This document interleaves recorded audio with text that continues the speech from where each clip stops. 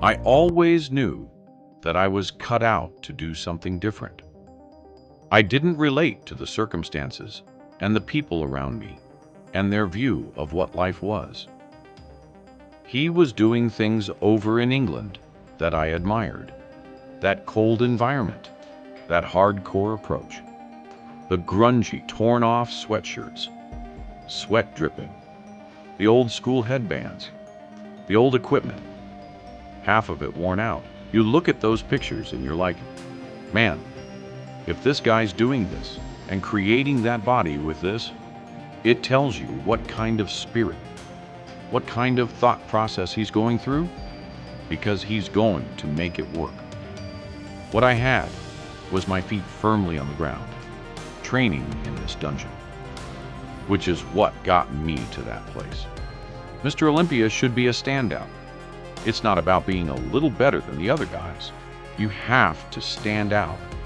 It's almost like I kind of knew deep inside what the destiny was and what I had to do. He was just there, that hard stature of a man that made you say, wow, this guy is so hard, like a rock. He brought a whole new standard of hardness and freakiness. The shadow, you can't break it. It's got to be somebody, and I don't think anyone's training harder than me. I always had that inside of me. I don't think anyone could have done more. That gives you a lot of strength, blood, and guts. That's to the level where no one's willing to go. That's what it's about. Turn the body inside out, no matter what it takes. Something inside me said I've got to do this. And every day, I've got to give 100% of what I can do. I've not only got the genetics for the sport, I'm also training efficiently, so I'm able to progress all the time. He wasn't going to stop. He was a trained, 257 pounds of hardcore, grainy muscle.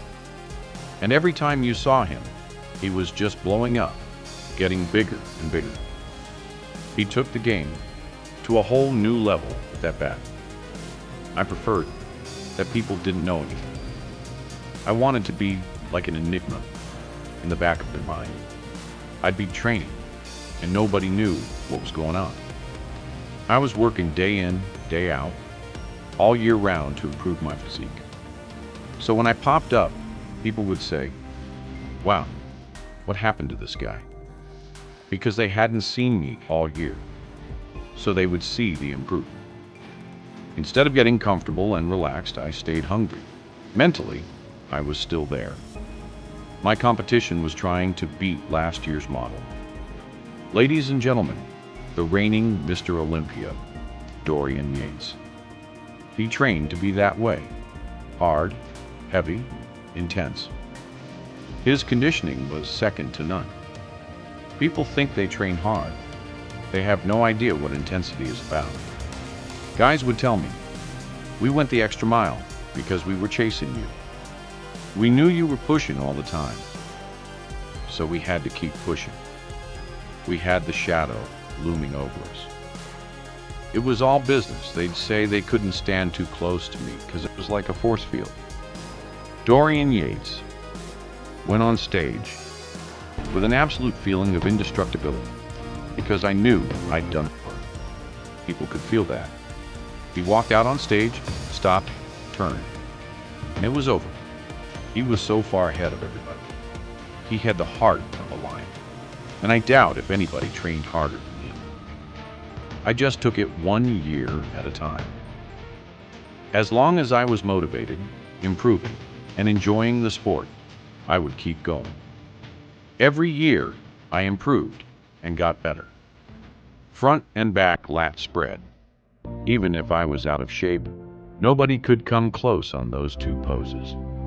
Nobody. Dorian changed the game. He ushered in the mass monster era.